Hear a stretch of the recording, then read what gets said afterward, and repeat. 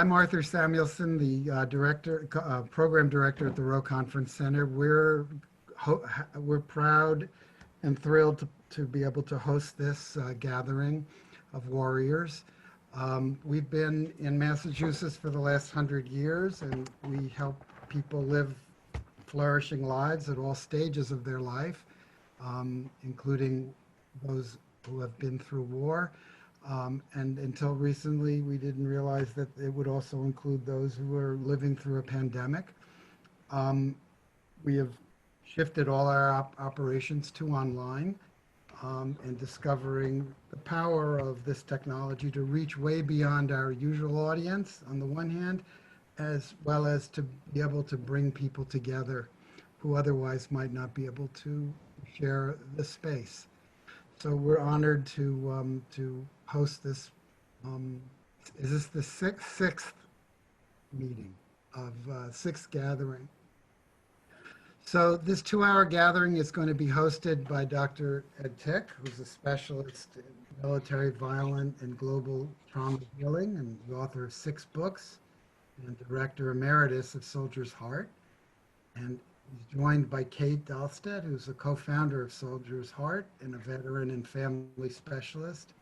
And we'll be joined later on by Charlie Pacello, who's a veteran healer, advocate, and coach and teacher. The theme of our gathering tonight is, as warriors, what have we learned and sacrificed about maintaining and protecting our democracy? What are our duties and responsibilities today under these pressing health, environmental, and political crises? So I understand that each of our facilitators will begin with a statement, and then we will break into smaller groups. So who would like to start? Who would like to start? Go ahead. I'm going to choose Ed. Thank you. Thank you, Arthur. I just wanted to say that please mute yourselves until you're ready to speak, and use the chat function if you want to communicate either privately or publicly your impressions as the evening progresses. Anyway, welcome, Ed. Good. Thank you very much, Arthur. And welcome, everybody. It's great to be with you again. Some of us have been together in this group since the crisis began, and some of us are new. So to the new people who haven't joined us before, welcome. We're really glad you're here with us. And thank you to Arthur and to Rowe for hosting this and providing the spiritual, emotional, technological support for our gathering. For those of you who don't know me, happy to meet you all. My name is Ed Tick, as Arthur said, and I am a specialist in healing, working with and healing post-traumatic stress disorder.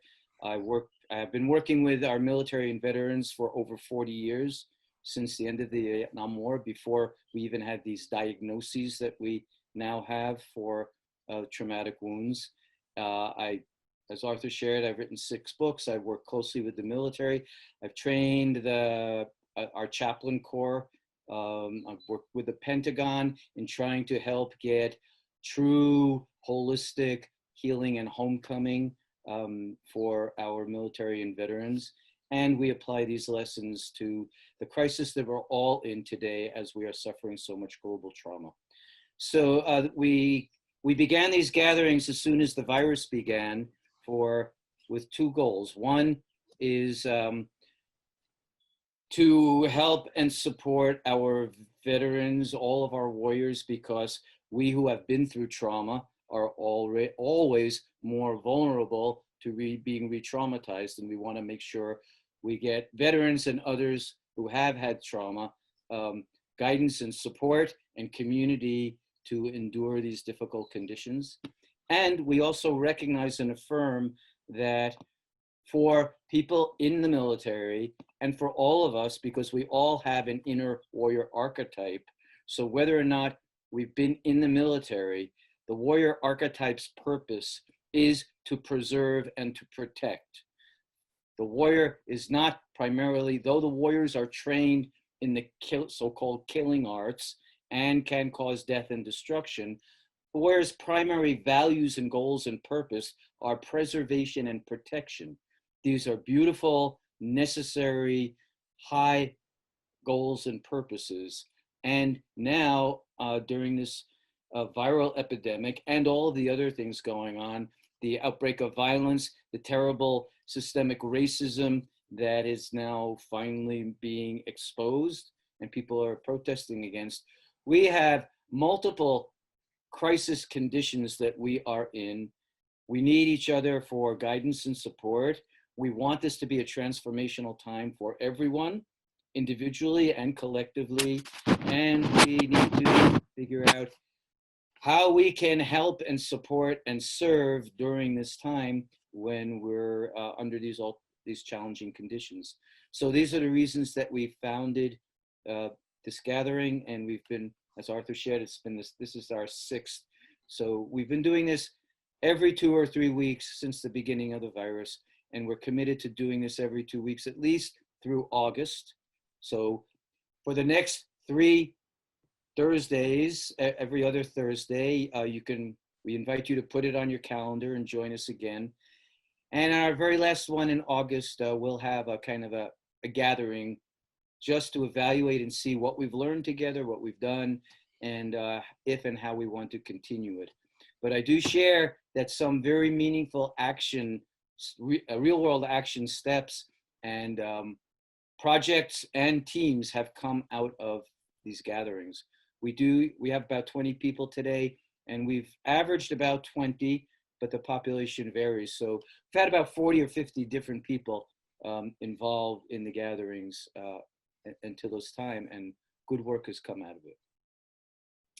So as Arthur shared, tonight's theme is that we're going to be looking together at democracy and whether or not we're a democracy, and what our responsibilities are in a democracy and to a democracy, and what a democracy's responsibilities are to its citizens and its warriors, and how is our democracy being impacted now, and again, individually and collectively, though we're a small group of people, what can we do? What do we want to do? What are we doing to try to steer things in new, positive and transformational directions?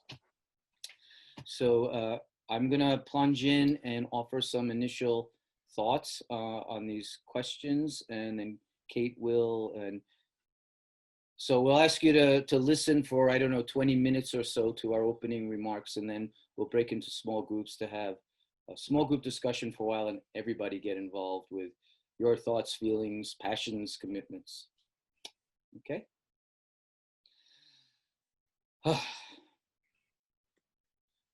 Well, so when I was thinking about opening prayer and invocation for tonight, and first I went to our American tradition, because we're supposed to be a democracy and hold up democratic ideals. And so I thought, well, maybe we could read one of our founding documents or Pledge of Allegiance. Somebody already laughed. I decided not to, because we're really not a democracy, and we weren't even founded to be a democracy. Remember the Pledge of Allegiance to the republic for which it stands, for which the flag stands. We were actually founded as a republic. And the difference, everybody clear about the difference between a democracy and a republic? Yes, no? No, okay. Simplifying, ancient Rome was a republic. Ancient Athens eventually evolved into a limited democracy. A republic is a system in which people choose or higher level leaders who are supposedly more educated, more experienced, have the wisdom for guiding the society. So a republic is when elite leadership serves in the government and makes all the decisions supposedly for the benefit and welfare of the citizens, but the citizens don't have direct power or influence. So ancient Rome was a republic, and the Senate of Rome and the Caesars were the ones who made all the decisions for the people. The people sometimes revolted. It was a bloody republic. They sometimes were quite content. And there was a period when Rome actually had 200 years of uninterrupted peace, but that was rare. Most of the time it was at war, and there was a lot of discontent among the population often. A democracy, in contrast to a republic, is when the power is put in the hands of the people and spread out among all the people. And the leadership is elected and serves at the will of the people rather than controls the will of the people, as in a republic. The word democracy is ancient Greek, demi karateon. A demi, or deme, was your immediate social group. It wasn't the individual. It was a tribe. It was a community. It was a neighborhood. It was the commons. So it's the grouping of the common people who are all have a shared identity. And karateon means ruler, or the rulership. So it was the rulership of the demes, of the groups of the commoners, or the tribes. And when it was founded, it was a major revolution and transformation in ancient Athens to go from leadership by the nobility to the nobility giving up that power and sharing leadership with the people. And of course, not all the people in ancient times. It was a slave state and women didn't have rights. So only some of the people were citizens and only some of the people shared the power. So we want to look at our country and our condition right now and ask to what extent we are or we aren't a democracy, and what do any of us and all of us want to do about that. And so I really wanted a prayer from the American tradition to express this. And so instead of choosing one of our more famous and well-known adages, I went to my own teacher and some of our teachers, Sitting Bull. And the Native Americans were profoundly democratic, and the American system was modeled not only on ancient Greece, but it was also modeled on the Native American democratic systems. Benjamin Franklin spent much time with the Native Americans and said, they're the ones who have the real democracy, and we need to model how they are running their tribes if we want to be a real democracy. So Sitting Bull, as we all know, was a great chief and warrior, and most importantly, he was a medicine man and a healer of warriors. And he wrote a lot of songs, prayers, and poems. And this is a very simple one, Song of Sitting Bulls, that I chose to work us into this consciousness of our responsibility toward each other and toward our nation, toward our struggling democracy. Sitting Bull simply sang these words in Lakota, but the translation is this: my father has given me a great nation. And he meant the great father, he meant great spirit, has given me a great nation. In protecting them, I have a hard time. My father has given me a great nation. In protecting them, we have a hard time. God, life, spirit has given all of us a great nation, and in protecting it, we have such a hard and heartbreaking time. So Sitting Bull didn't say all that. I'm riffing on it a little bit because I feel so moved by the concern. So simple prayer from Sitting Bull to work us into our responsibility regarding democracy. Oh, there are a few essential conditions for a democratic nation to be successful. There are really three conditions.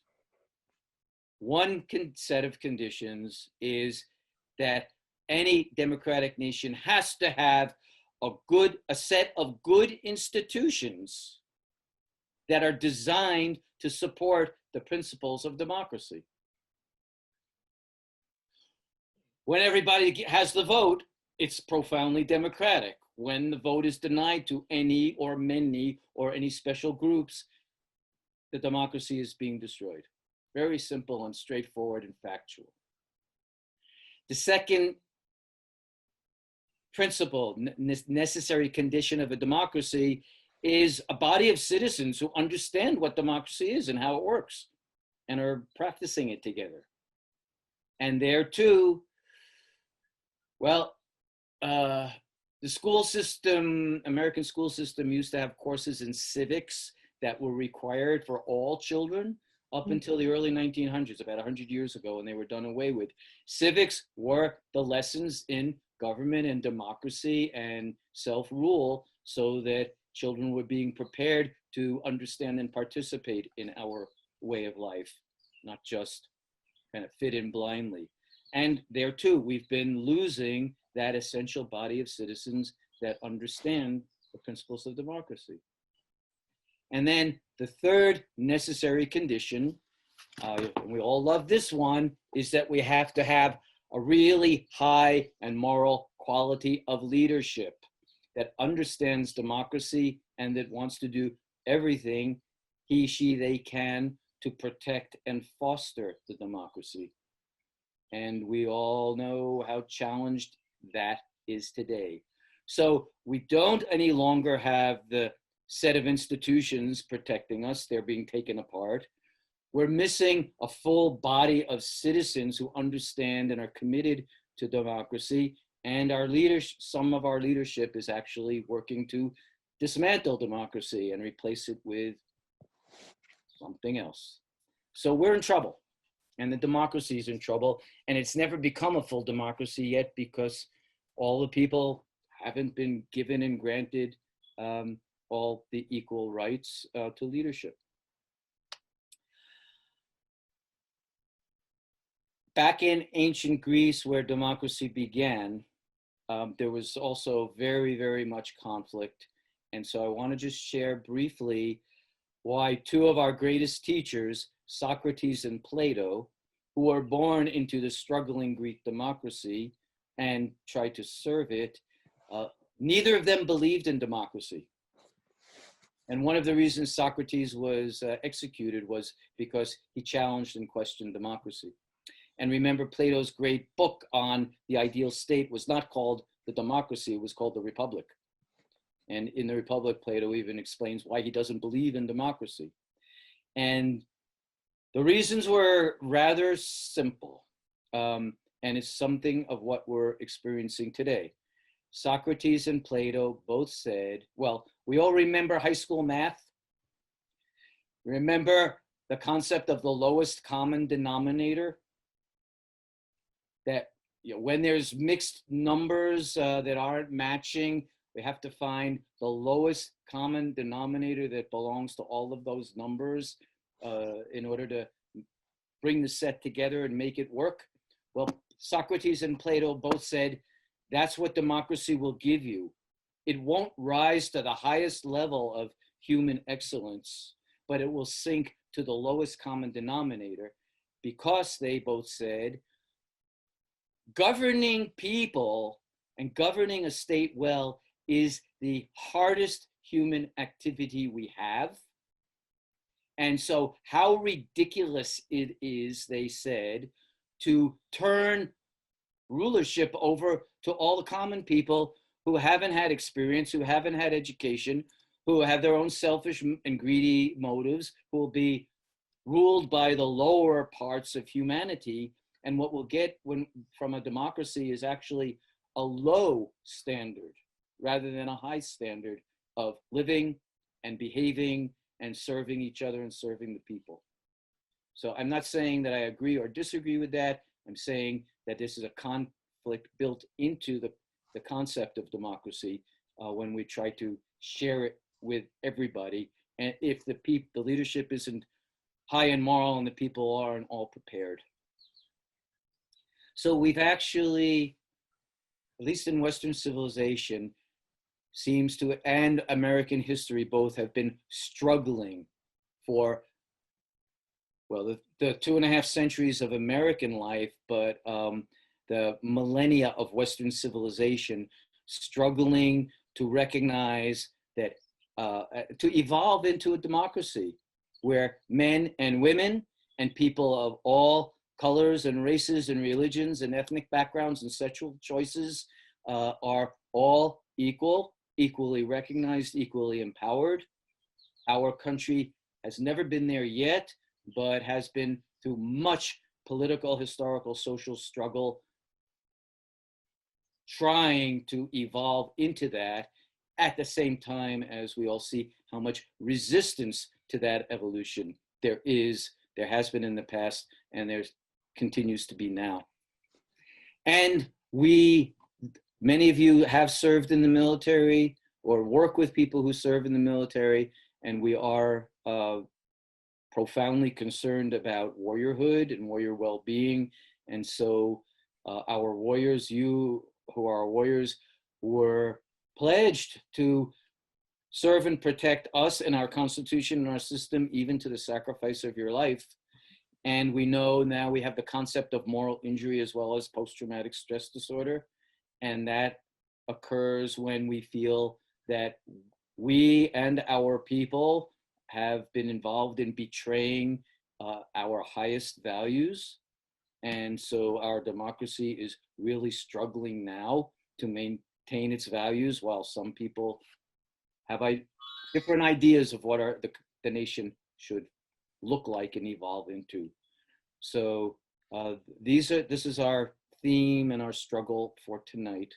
And it's both big and small. We always talk on the collective level and the personal level about how this is impacting us, how this touches my life, and also the larger level about concern for our nation and our world and what we can do about it. So those are my introductory remarks, and turn it over to you, Katie. Okay, well, thank you. I have to say that I don't have a lot more to say than what you just said, but one of the things that I've been thinking a lot about lately is how, even though I was of a generation where we did have civics classes, it was a long time ago, and I was just a kid, and so I was just learning facts and so on, and I wasn't asking questions. So what I'm finding in the last 3.5 years is that I've been shocked by some things, well, many things that have happened, but I've also been shocked at the limits of our democracy. The number of things that were never really laws, but were just sort of protocol.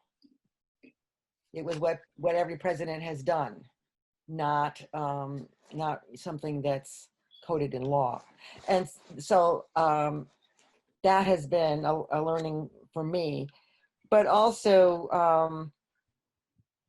I'm also curious, and I don't want to get too far afield, but I'm also curious about the impact of the internet and social media, in particular on democracy and how it impacts democracy. So, and then I'm also wondering, when it comes to civil rights or individual rights and the issues of individual rights versus the collective. And having spent much time in Vietnam, which is a quote unquote communist country, although it's kind of what I would call communist light, but because there is a lot of free enterprise, but the sense of the collective is really, really palpable. And the thought of doing something that would be selfish, that would be just for yourself, is highly frowned upon. It's just not part of the culture. You don't separate yourself out, and you don't put yourself higher than other people. And when there's something that needs to happen because everybody's going to suffer, then everybody gets on board, because that's what collectivism teaches you. It teaches, and communism, meaning we live in a commune, and there's only like a village. And so the village everybody in the village has a role, and the whole village depends on everybody.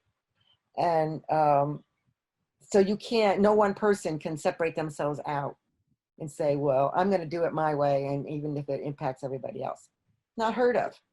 And so that, to me, when I think about our country, I think about democracy. I start looking at ways in which that we go against our own best interests sometimes. And so those are just some of the points that I've been thinking about on this topic. It looks like Charlie may not join us until afterward, but maybe if he comes on, Arthur will put him in a group, and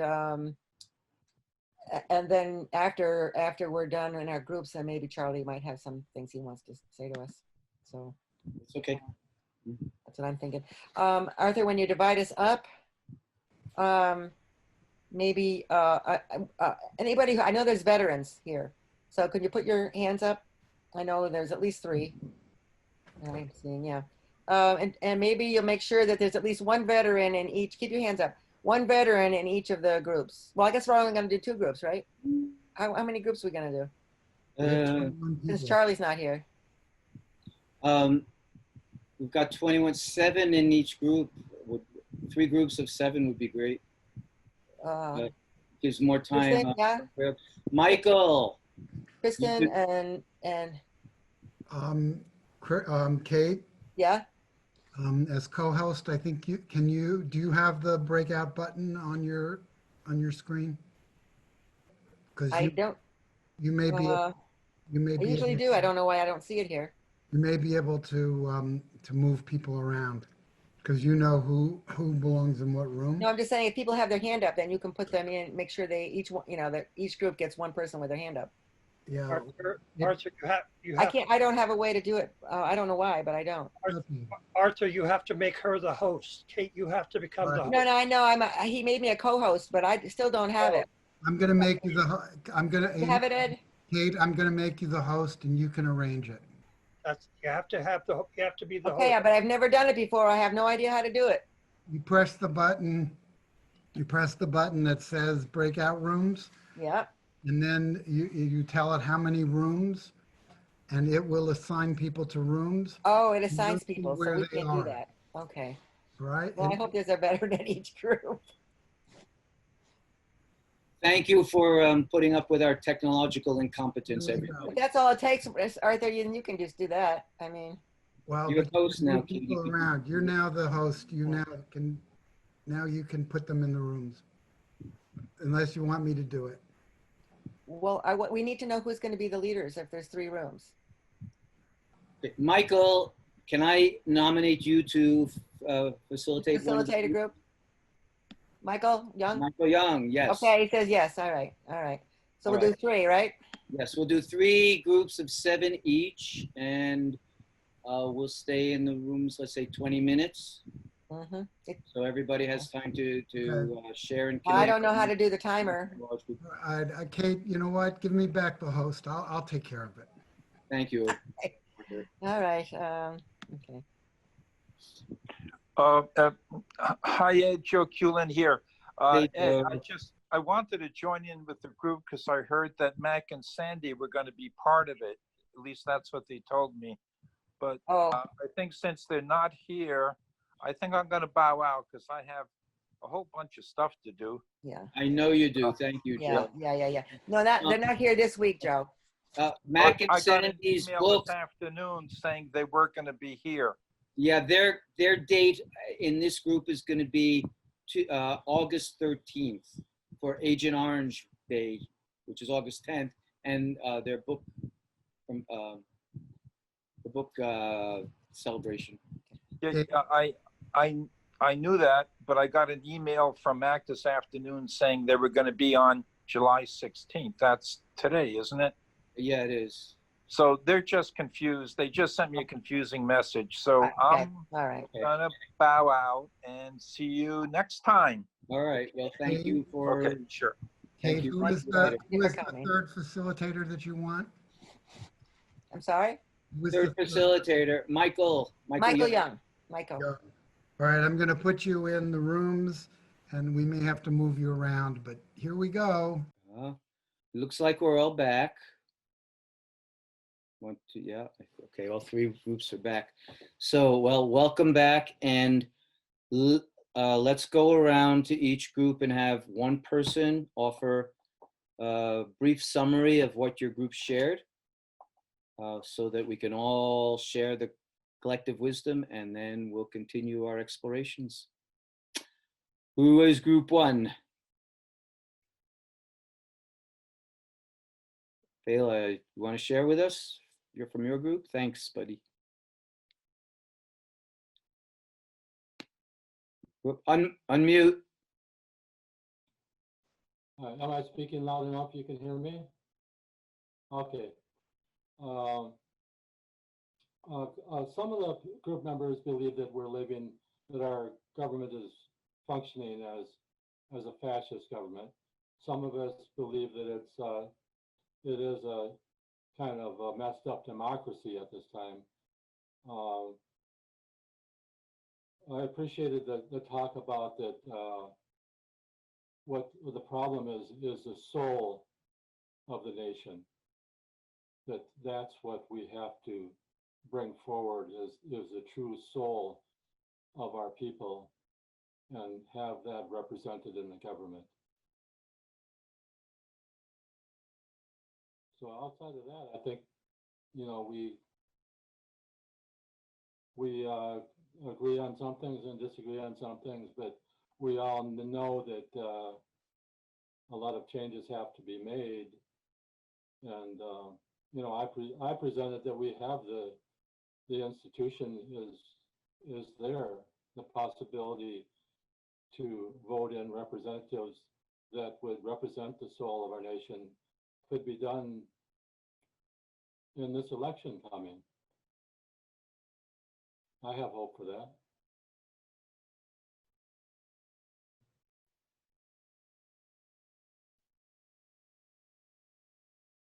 Thank you. Somebody from group two?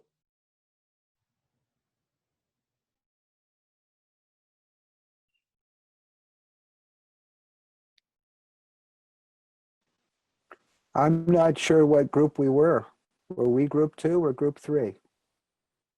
You were group two because I know I was 3. So it's your group to Okay. report, Michael. All right. Thank you. You take Is it? there anyone else? Is there anyone else in our group who would like to report, or do you want me to go ahead? Okay, I'll go ahead. There was a lot of question about whether or not we were a democracy and operating as such. It seems that corporate interests really have a lot of power, and one of the groups that has a lot of power is the NRA. And so there was a question of whether or not the people who had the guns were the ones who had the power. A lot of concern about schools, about the pros and cons of online learning or going back to the classroom. And some students just don't do well when they're learning online. And there was a big question about whether or not we were going through hell, that maybe everything had to break down before things could get better. And I propose that maybe that's not hell, maybe it's purgatory, that we might just be going through purification. And I would add that maybe one of the blessings of this time is, look, here we are. You know, we're the voters. We the people. not the politicians in Washington. So we've been brought together by all this, and maybe we can do something about it. And it was also stated that, you know, veterans have a vested interest in protecting and serving our country. And maybe they're going to be the ones to step forward and say, enough, you know, we can't do this anymore. This is not what we signed up for.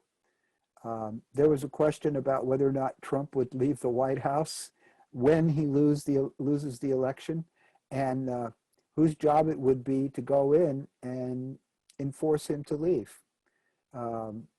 Hopefully that will be a moot question. Is there anything else? Anyone from my group that we've left out? Anyway, there's a lot of hope. You know, Amy was telling us about some good things about learning and training with racial disparity and integration, where she works with veterans, and that Esper has sent out letters that, while they may be top-down motivated by politics, they seem to be in a good vein. I hope I'm not misquoting you, Amy.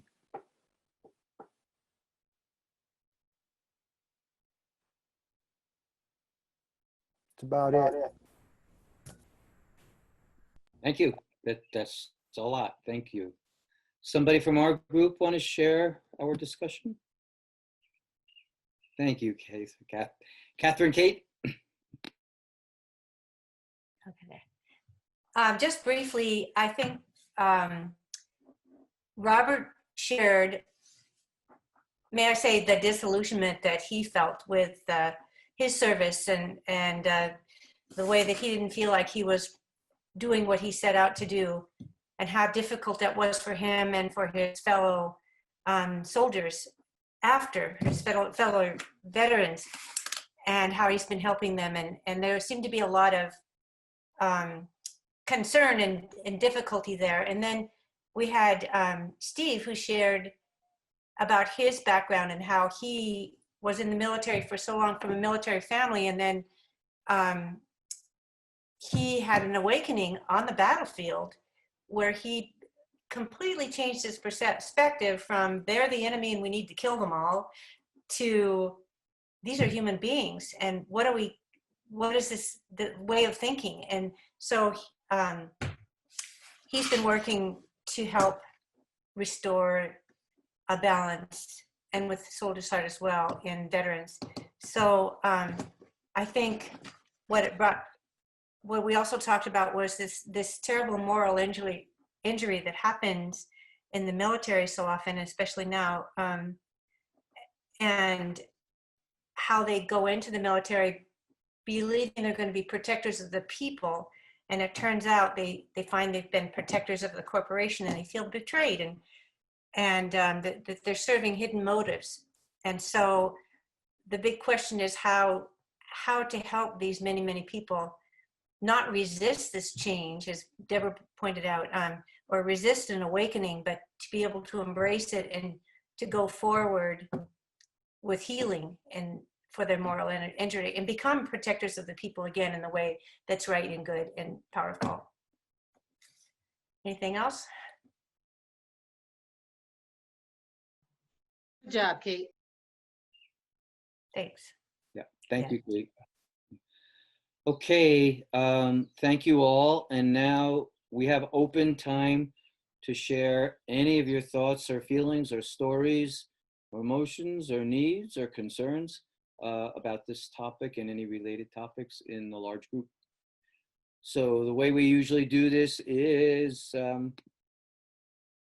if you feel called to talk, just raise your hand or unmute, and we'll see you and ask you to talk to us.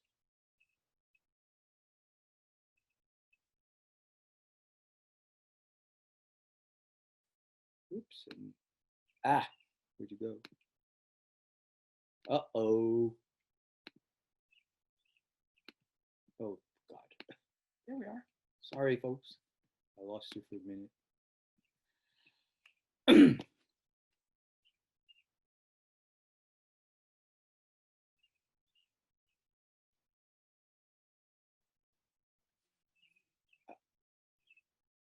Kate, you're muted. We didn't hear you. Those of you who are not on video can also chime in if you'd like.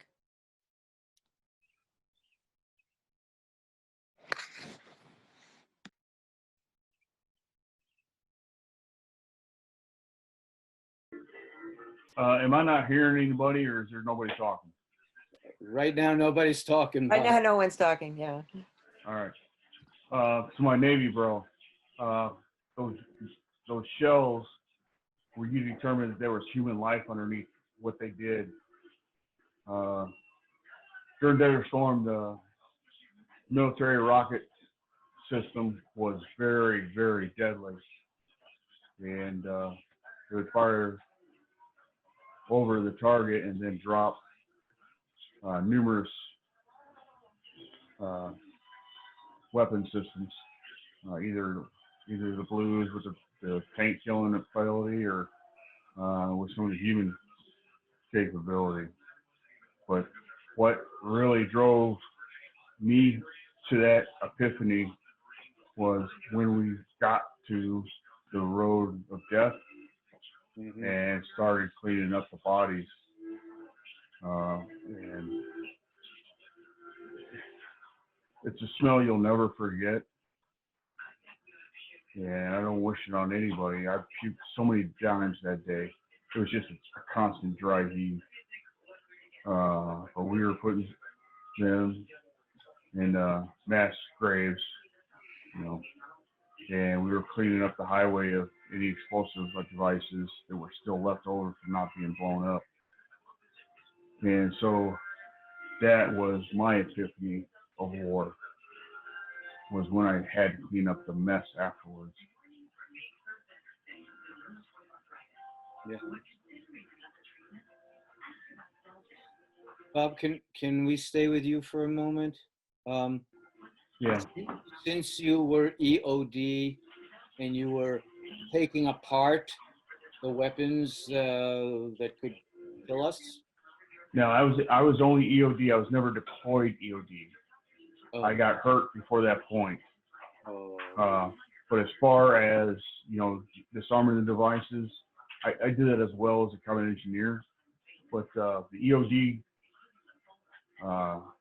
training gets you to contact, or not, gets you to look for and to find more evidence, like fingerprints on tape. Does he twist it right, or does he twist it left? What's his favorite color? I mean, it's a whole thing. And once we get that report that we've got them narrowed down, that's when we send in the Rangers. Now, I was never deployed as EOD. I was deployed as a combat engineer, where we did route clearance, which was basically find or function explosives. But once you get into the EOD, you start getting into getting the bomb makers off the streets by using the Rangers to go in and eliminate. Yeah.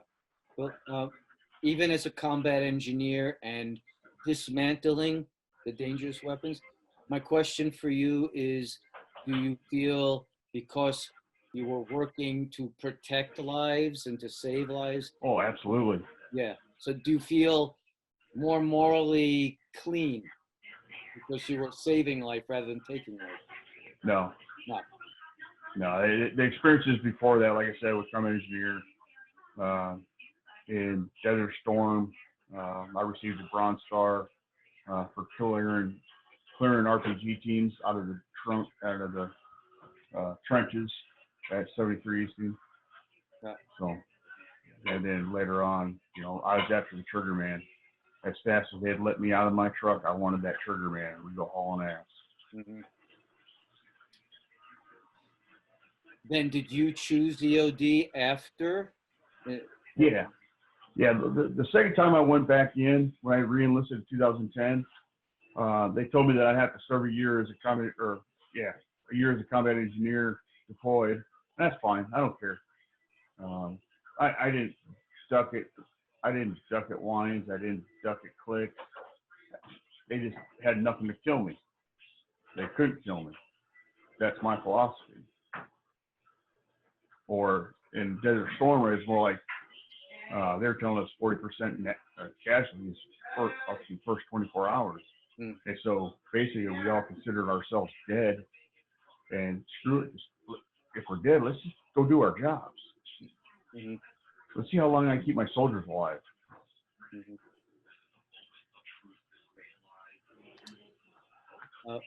Kate's father was a combat engineer in World War II. And Nice. Those guys are brave. well, he came back to saying the same thing that you did, that he was in the second line following the combatants and cleaning up the mess. And then he was shipped to Japan for the invasion. But then the bombs fell. And so he was one of the first American troops into Hiroshima. And he only died last summer. Sorry, I missed them. I'm sorry you missed him too. I wish you could have met. As he was fading and his memories were fading, the very last thing he remembered, after he forgot everything else about his life, he forgot his family, he forgot his wife of 60-something years, he forgot all the adventures he had, but he remembered Hiroshima. It was his last memory. That's how penetrating this stuff is, and that's what you shared about being on the highway of death.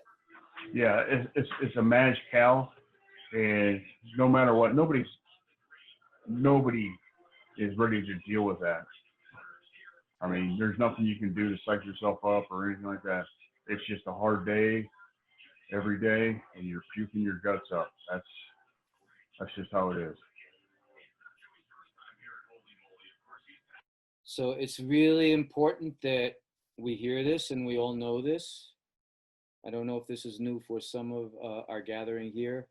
It's not for many of us, but when we're thinking about democracy and how do we restore it, how important is it for you to share these experiences and that we all know it and are to some degree aware and conscious and helping you carry it by knowing this terrible truth that you had encountered?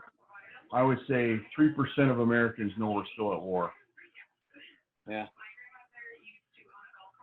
And even less that care. And in your ideals for what would make a democracy work, what should it look like? Well, I'll be honest. I'm guessing within the next 2 years, we're probably heading for a civil war the way we're going.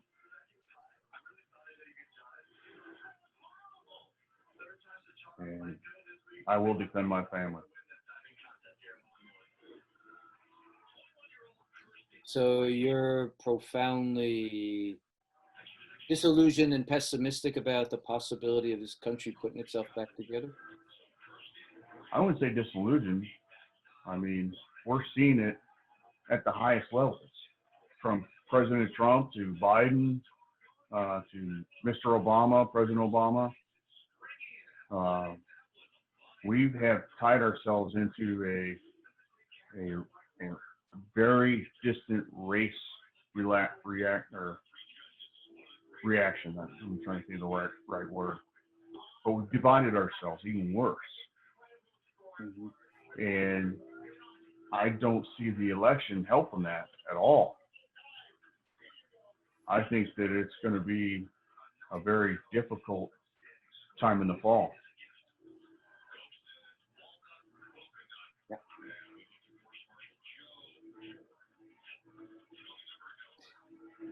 And I hope I'm delusional. I hope it doesn't happen.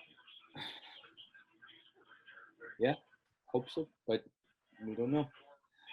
Yeah. Yeah. Yeah. Okay. Open for anyone else to share, respond, explore.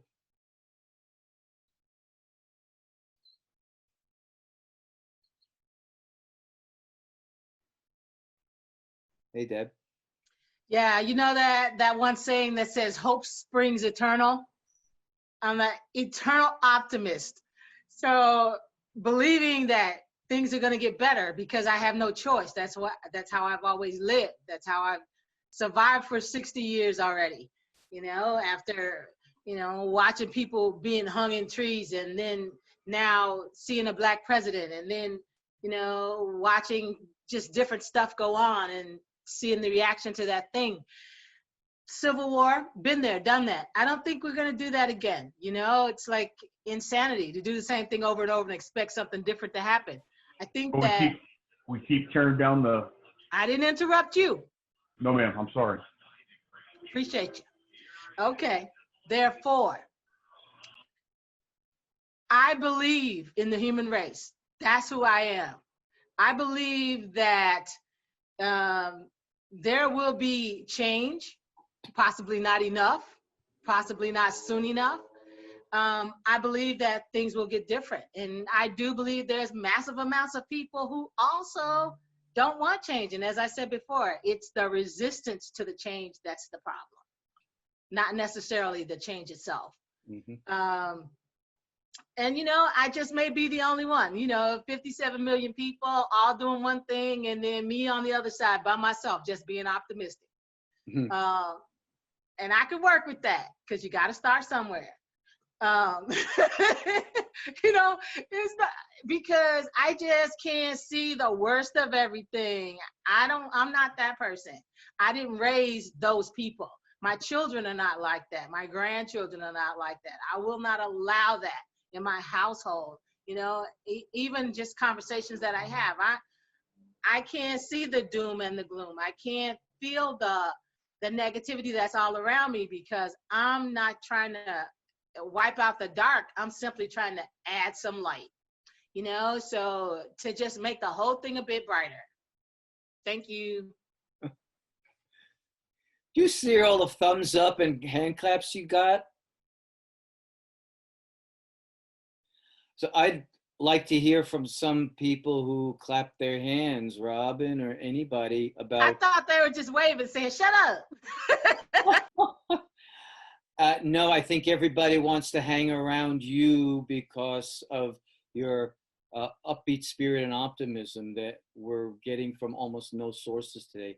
That's my interpretation, but I like to hear from others who cheer you on. Robin, go for it.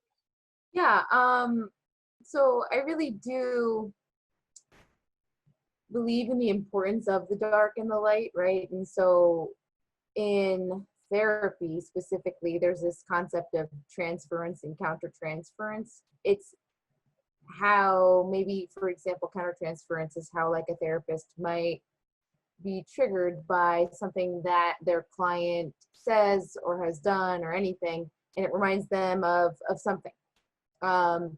But that's a learning tool. So I think that using resistance or like darkness as a learning tool to accept it and sit with it and learn from it helps us be more empathic and reach out to others. But it's impossible to do without taking care of the self.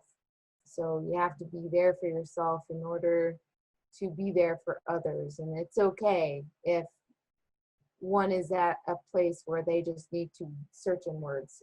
But yeah, like really using that darkness as a way to dig deeper to find that inner light, because I truly believe that light is within everybody and it's just kind of covered up, and it's our responsibility to start peeling back the layers and uncovering that genuine bright light within everybody. So that's what I have to say. So Robin, do we assume that you're a therapist? I'm going to school for art therapy and counseling. Okay. You see Deb? She's an art therapist. Yeah, great.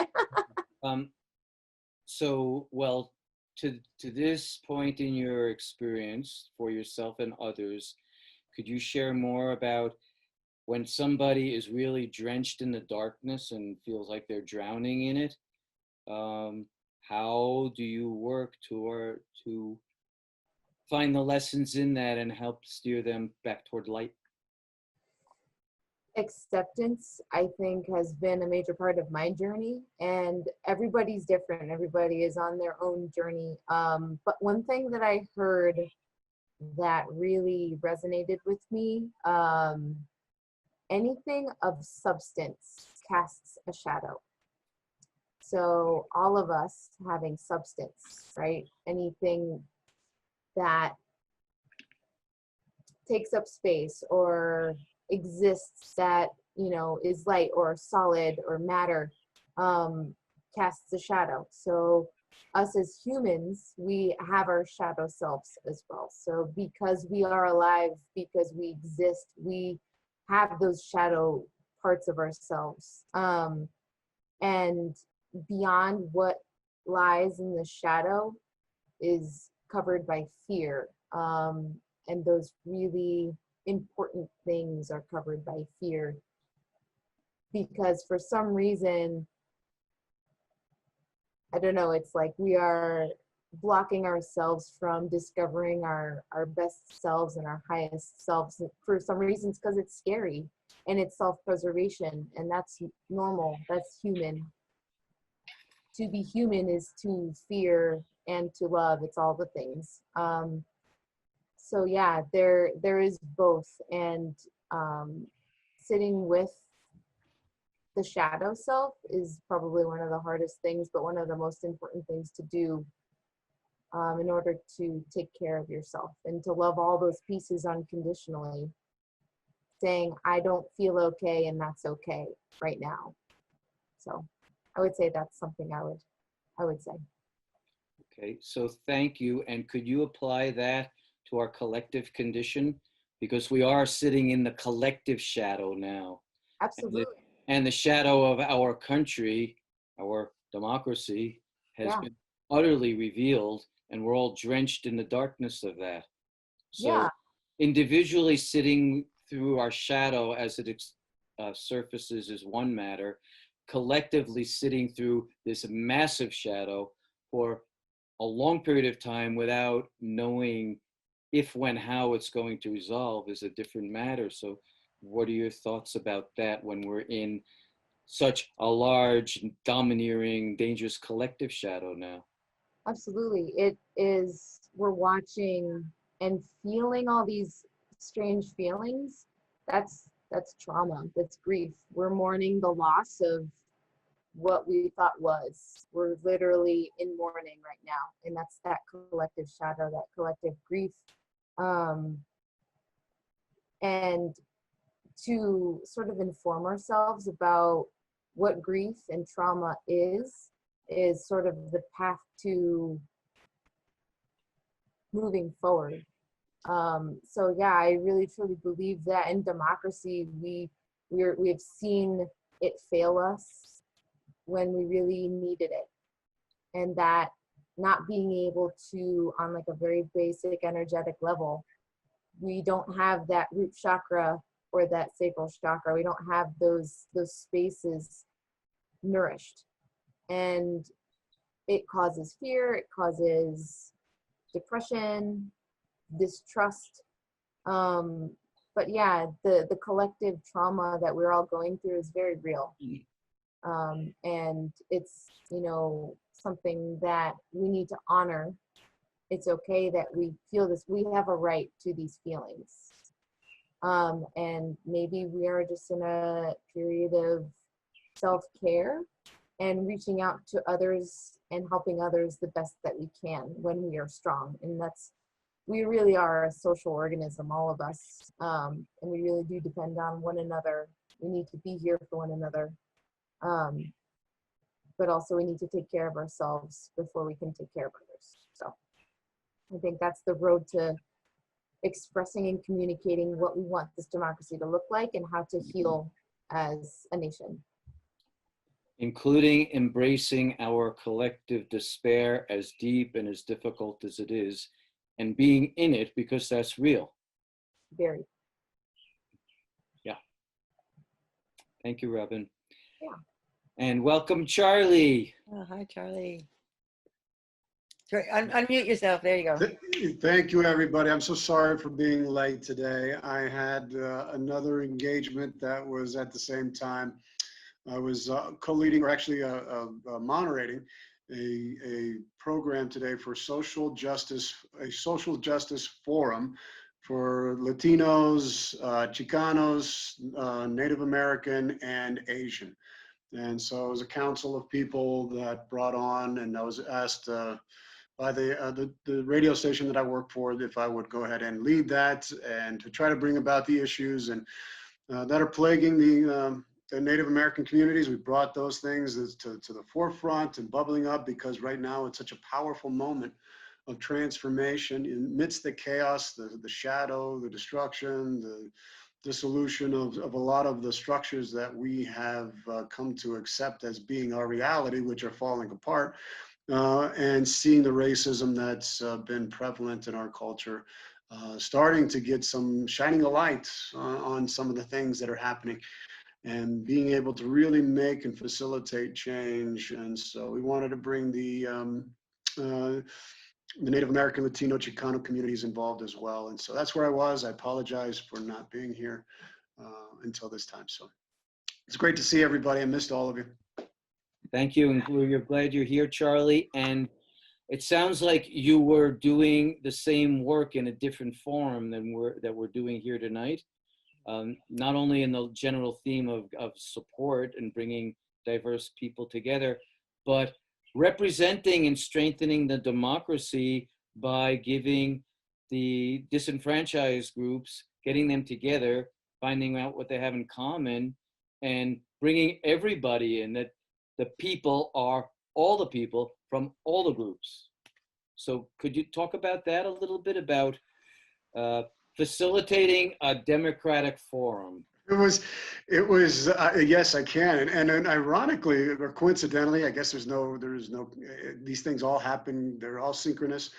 Being able to facilitate this, this council and being kind of thrust right into it and giving people an opportunity and a voice to speak about the things that are important to them. And there was somebody who was from the Ogallala Lakota Indian tribes over there, and somebody else who was, I mean, these were some big, heavy people, hitters in their communities, voices that people listen to, that they look to, and that was able to coalesce and bring them an opportunity to speak up, to speak and to say that here we are, we can utilize this moment in time as an opportunity to bring all the voices together, to be able to truly listen, that we don't have to allow this fear to divide us and to separate us and to keep us away from each other. We can actually use this opportunity to see the truth about things, to not get caught up in the lies that have been perpetuated for so long, that we can see the truth, and now we can make better choices, better decisions about how we're going to proceed, and to hearing the sense that, like the Native Americans, that when the Supreme Court had come about with the decision that, that they weren't going to allow the pipeline to continue on, how these people were crying. The natives, they haven't had very many success stories in the history of our treatment of them, and how they were weeping and crying about just that, these sacred lands that belong to them. But they're also feeling a sense of that there's a pregnancy about this moment that can really lead us to some real change, to some significant change. And talking about the Latino community too, as well, and the Chicano, and how they had to rise up in Colorado out here with, we had on, I don't know if some of you may know Corky Gonzalez. Corky Gonzalez was, during the 60s and the early 70s, was a big part of the Latino resurgence and coming together and making justice a big part of their community. So it was utilizing those skills of bringing together a forum of people and allowing them an opportunity to talk and to give themselves a place to say, you know what, we can do this. We can make the changes that are real. And if we just don't allow the lies from Washington, D.C., or the lies that are coming from our political parties to keep us divided, we can use this as a unifying time to be able to give democracy a chance to really thrive. But we have to choose it. We have to choose it. So it was phenomenal. I'm still kind of on a buzz from it because it was only supposed to be an hour, but it turned out to be like 2 hours. That's why I'm late. And it was long, and it was just and some of the words of wisdom that people shared in their experiences of the things that had happened to them, and what they were hoping that we can use this time to be able to really make a monumental shift and transformation if we choose to, as a collective, because this pandemic has really united us in a very unique way, because it's affecting all of us. There's no discrimination. It's affecting the entire planet. It's affecting the world. And so it demands us as a species to choose for the entire species, not just to separate ourselves and it's just Americans or just Europeans or no, we have to do it together. And that's the way we're going to preserve our democracy. That's the way we're going to preserve from going into authoritarianism or any type of repression, is to be able to give people a voice and an opportunity to come to the table. And we're going to look at these things for as they are, the truth for what they are, and we're not going to run from it anymore. We're going to see it, and we're not going to shame people. We're not going to say, all right, we're going to make the changes. We can't do anything about the past, but we can do something right now, and we can make the right choices right now for everybody that's involved, for everybody that has been denied or repressed or enslaved in any way, and we're going to make a difference. And so it was just a privilege and an honor to bring all the people I'd never would have thought I would ever have the opportunity to meet, and then the Asian community as well. Their voice. There was a wonderful doctor that we had on. His name is Dr. Lin. And she just shared from her perspective of being a Vietnamese and Chinese American, and now being in an interracial marriage with a Caucasian man, and what that means. And all of a sudden, as all of this stuff was bubbling up with the protests and the riots as a consequence of this, people don't understand. We spoke about this, that they're just seeing the end result of all of these, repressions. What happened with George Floyd was the straw that broke the camel's back. It was just all of these years and generations and decades of so much that just exploded, and now and that was just the consequence. That was just the fallout. And so now we've got to look at and see the truth about because we're at the core of our existence, we're one. We've got to see that. We can see that now. And for her, it's how does she communicate these things to her young son, who's now 3 years old, and being able to, look at even her language. The language, they would say white ghosts and black ghosts, was a way of being, but she started like, well, that's really not appropriate. Maybe I shouldn't be teaching my son these things. And so for her, it was this is a major moment in her life as well. So anyway, it was an honor and a privilege to lead this today. And I'm probably rambling and all over the place, and I apologize for that. I usually like to have a very coherent and logical and thought process when I speak, but so forgive me for going all over the place, but it was, boy, what a wonderful forum, and beautiful people that you can see that the spirit of justice lives in all of them, and it's and some wise words were spoken.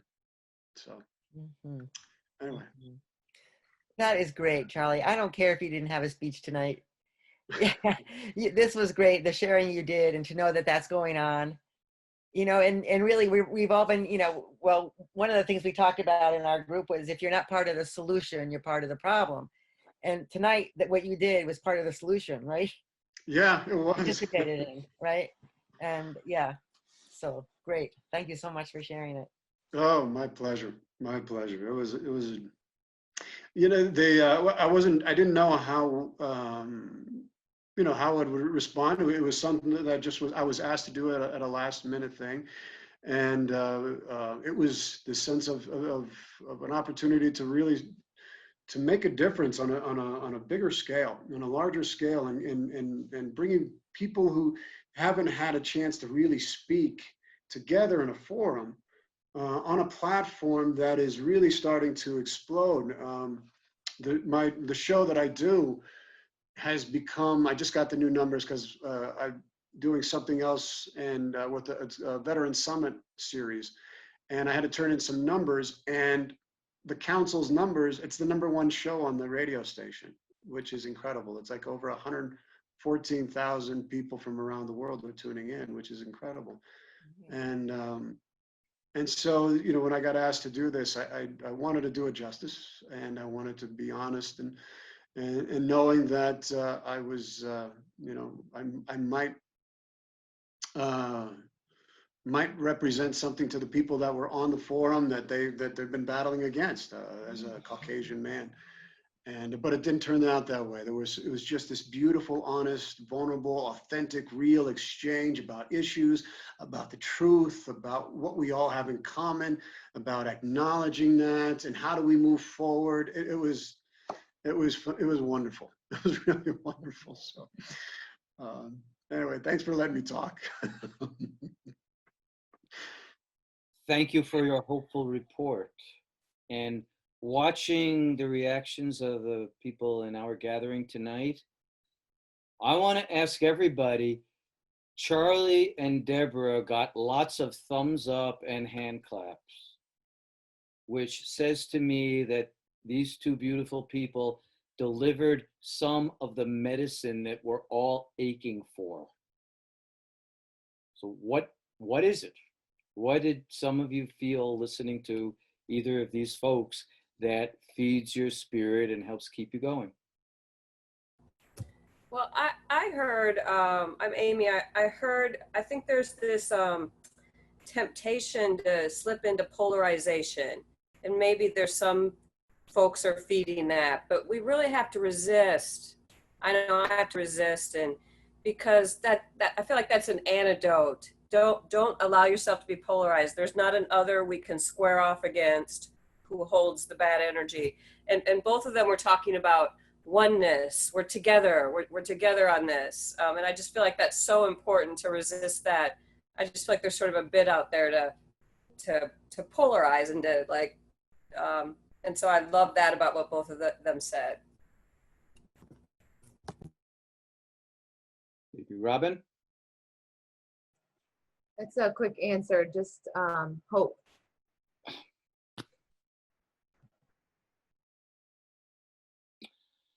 Yes.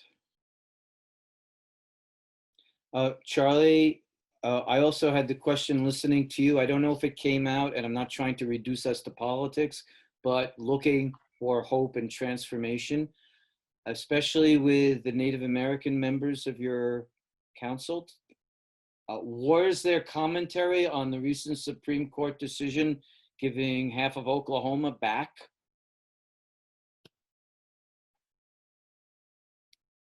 Yep. Yes, there was. Yes, we did talk about that. Levi talked about that, and he was just remarked that yes, for for so long that they have been in the law courts, in the law, the justice has not been served to them, that they haven't, nothing has been honored, and for them to actually have their Supreme Court come back and talk to them and side with them for like the first time in 400 years or whatever, or not 400, 244 years, it's really sided with them. And that gave them some sense of hope. And we talked about how decimated the Navajo Nation has been as a consequence of the pandemic, and that they don't have the resources and they don't have the things that are available to everybody else. And so this was a victory to them that just said, wow, there's a shift that's happening here that we can capitalize on, not in it, but just to give equal justice, to level the playing field, to make it equal for all. That's what they're asking for. They're not asking to shame you because of you happen to be born Caucasian and they're not trying to do that. They want a level playing field. And for them to finally honor on a legal level that that section, that area of Oklahoma belongs to the Indians, belongs to them, belongs to the native tribes, the first people. They thought that was a huge, and they were very surprised that it actually came down that way, considering the political atmosphere and culture that is going on around us. And so they did see that, and for so long, they felt very much left alone and isolated, even though they had served our nation and served our country in ways that were soon forgotten, as the code breakers in World War II and other things that they had done. This was a small victory, and it gave them some sense that maybe this time is going to be different. And I think it can be. I really do. There is. If you look at the, like the Tao Te Ching, the opposite of forces, the Tao, life is going to balance itself. Life is going to be these opposing forces. Oh, that was what Marty Bigfoot talked about, was in the native mind, they look at life, yeah, life is opposite, but that doesn't mean it's still part of the whole. Yeah, there's light, there's dark, there's hot, there's cold, but it's not separated. It's all still part of one. And we have to understand that the polarization that's pulling, we're still part of that one circle, that one tribe. And we need to really think of it in those ways so that we don't become, it's segmented and antagonistic towards one another.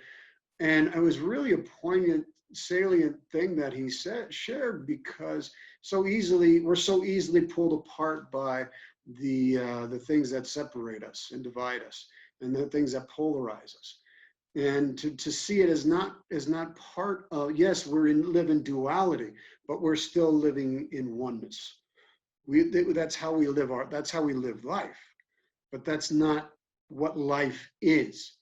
And I think that was such a really poignant and important moment during the conversation in the council today. Charlie is on hope. Hooray.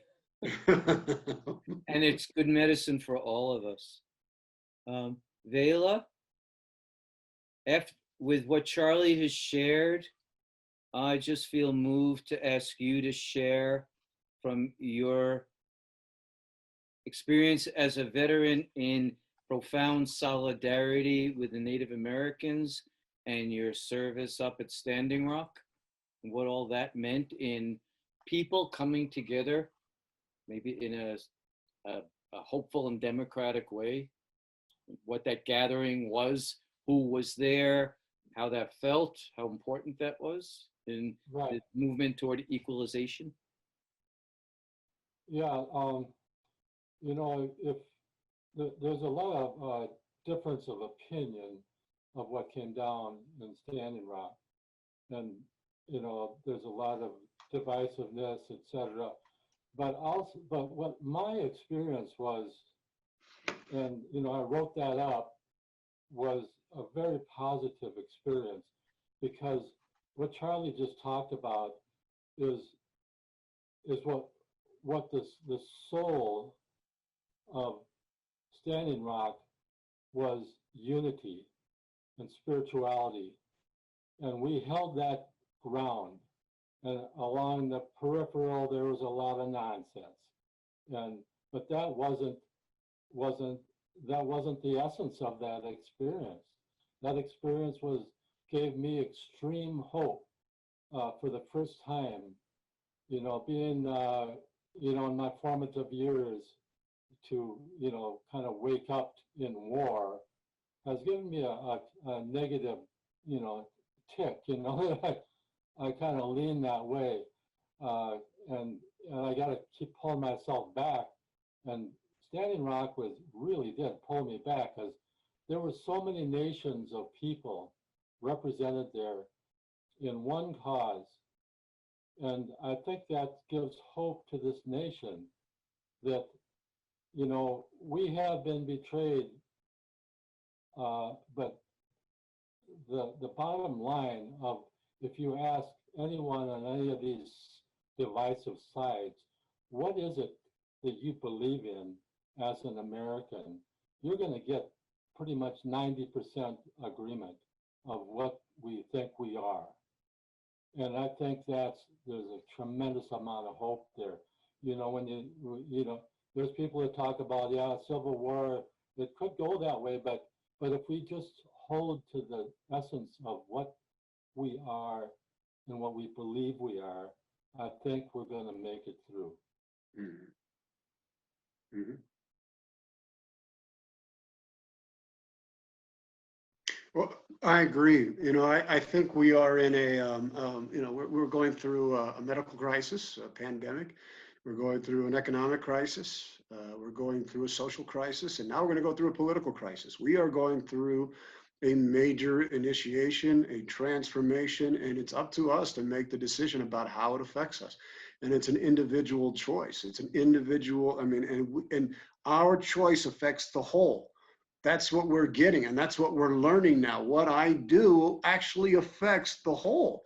It's not, I can't deny that anymore. And that's what we're struggling with in America, is that we don't understand, or some of us are not getting, that what I do affects you, and what you do affects me. And we can't be living in this idea anymore that what I do doesn't affect you. I can do whatever the heck I want. I can do, I can go, I can say, I can do. No, well, yeah, we have individual freedom, but we also have a social responsibility. And we're understanding that the interconnectedness of life demands it.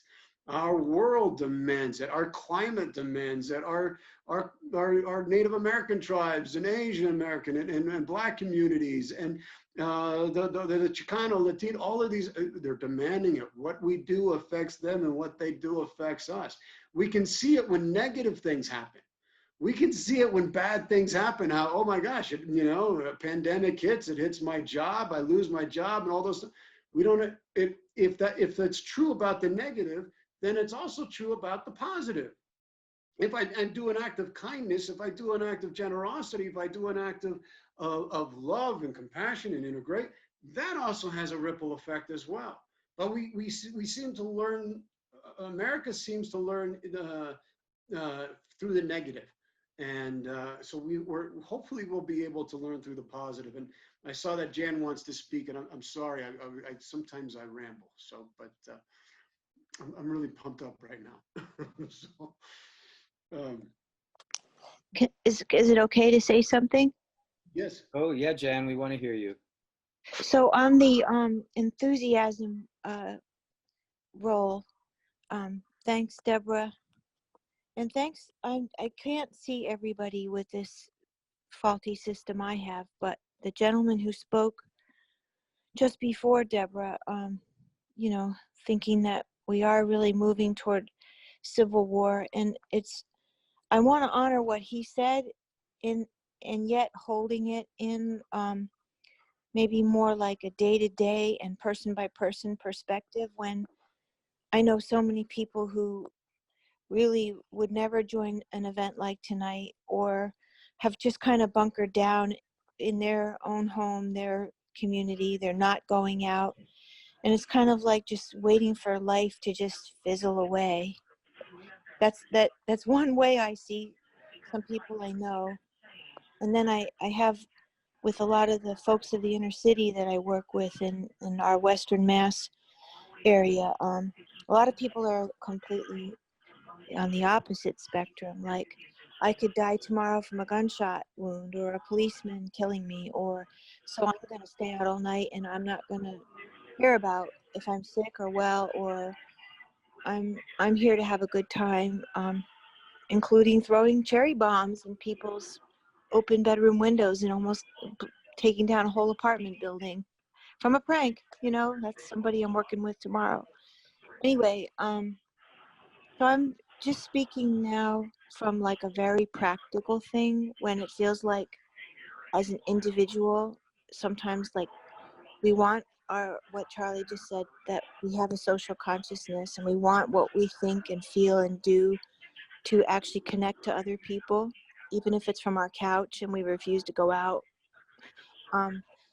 There's one, being grateful, to loving nature in every possible way, being so grateful that we have air. Some of us don't have a knee on our neck. We are breathing. Honoring the lives that have passed that did not have that precious resource. Thank God there's still some clean water. Thank God for Standing Rock folks who fought for that waterway. And then there's within the nature bath of every day being grateful and feeling part of this earth, literally feeling that the soil is the same as our bones, our blood. Then there's the piece of, like one person in our group spoke about feeling connected to nonviolence and Mother Teresa.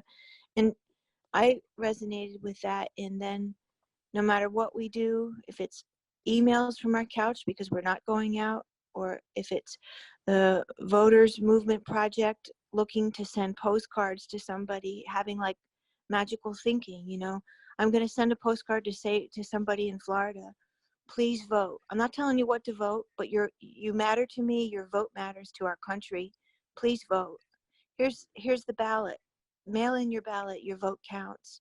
Like, you know, and it's almost like a dream, right? Like you could think, well, how does that affect anybody? Like, I want to tell a person my dream and be optimistic. And will it really matter? It's just me. And yet, if we could believe that we are eternal beings, then that one me is rippling everywhere forever. And not doing anything is horrible. Like not having the least bit of hope that we can connect in a civil, kind way, appreciating them on a one-to-one. If we can't even do that, then I guess we are doomed. But if we try at least every day with simple acts, maybe it gives us the hope to believe that bigger acts and momentum can happen. And so that's why I joined tonight.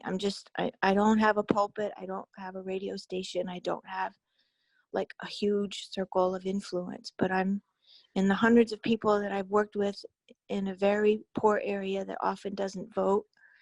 I'm trying to make like an impact. And anyway, that's all I have to say. Thank you, Jan. I guess you can't see, but a lot of people were clapping. So thank you for those beautiful words and for the inspiration about what you and we are able to do on a daily basis in a small way. It's time for us to start shutting down for this evening. We will meet again in 2 weeks. But I want to say that from listening deeply to the sharing tonight, you've all inspired me.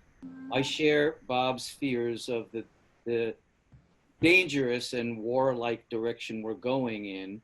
And at the same time, I hear all of the messages of hope and optimism that many of you shared, and that in fact, while our democracy is profoundly endangered now, at the same time as we are feeling threatened by politics and the virus, democracy is also reawakening. It's reawakening in all of the small groups. It's reawakening in the different isolated communities who are saying no more isolation. It's awakening in the people who have been disenfranchised, who are now fighting for their equal enfranchisement and getting together like Charlie conducted with a lot of different splinter groups who usually don't talk to each other are now getting together and talking and sharing and in this movement together. So I'm going to thank everybody tonight for providing more hope and optimism to us, to each of us in our moving forward. So, well, it is time to close down. Charlie, you usually close us down. Are you able to do that tonight? I am, yes, I am. I found a prayer that I think, yes, a poem prayer that I think is beautiful and appropriate for tonight. And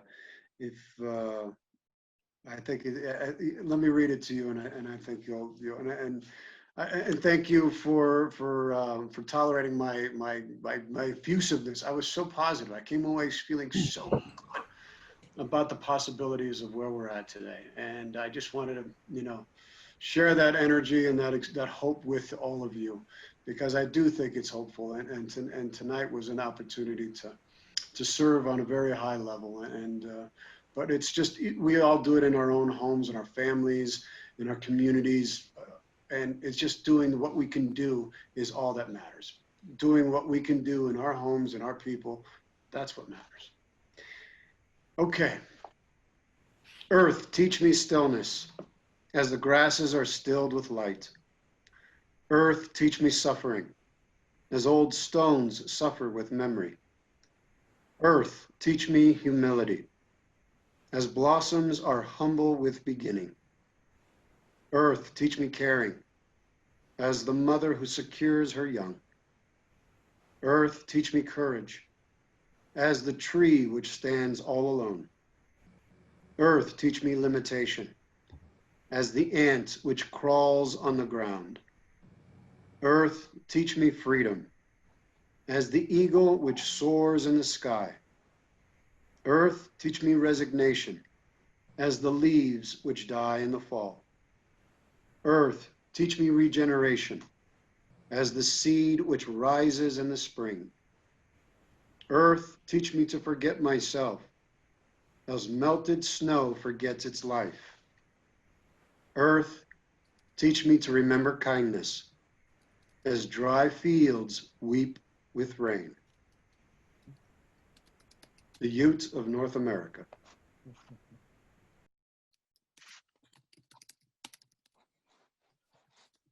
Before we go, Ed, do you want to tell people about when the next meeting is and what it's going to be focused on? Yes, sure. Sure. Thank you, Arthur. Next meeting will be 2 weeks from tonight, and we took the difficult yet critical theme of democracy and its preservation and development tonight. So we have another difficult yet critical contemporary theme. Let's talk about patriotism in 2 weeks and what real patriotism is versus the shadow of patriotism, and how under these conditions, not only do we maintain our hope and take action, but also how do we practice patriotism and what should it look like under these conditions? So that'll be 2 weeks. And then in 4 weeks, we're going to have two special guests who are 2 Vietnam veterans I know and work with closely, both of whom are dying of Agent Orange cancer. And August 10th is Agent Orange Day, Memorial Day, because this August 10th is the 50th anniversary of the beginning of our use of Agent Orange in Vietnam. And these 2 vets who are dying from it have both been writing and recording about it in poetry and prose for many years. They're coming out with a book on August 10th on Agent Orange and its connection. It's not only about Agent Orange, it's about the corporations, and it's about chemical warfare that's been going on forever, and how Agent Orange is connected to the Holocaust and Zyklon B and the whole huge warfare against the environment. So they'll be here, everything from the personal level that the chemicals killed me and I'm about to die from it, to the collective level of how widespread these are and how they contribute to the climate crisis that we're in. So that'll be 4 weeks from tonight on August 13th. And then we'll meet the very last Thursday of August without a particular theme, but rather we've been meeting together since the beginning of the pandemic. Where are we? How did we help each other? What wisdom did we gain? And we'll wrap up for the summer then. Okay, so 2 weeks, 4 weeks, 6 weeks. Patriotism, Agent Orange, and chemical warfare against the planet, and then bringing it all together. And Arthur, you will be continuing to send it out from Yes, Monroe? we'll send out an announcement probably at the middle or end of next week with the new link. for you all to register so we can stay in touch with you. And please tell your friends. Hey, Deborah, I'd like to apologize to you. I didn't mean to step on your mic earlier. Oh. Why don't we all unmute so we can say goodbye? Good night, everyone. So good to see Bye, you. everybody. Good night, God bless. Kristen, you're looking Night. wonderful. God bless you all. God bless everyone. Thank you. Good night, Catherine, everybody. anything you want?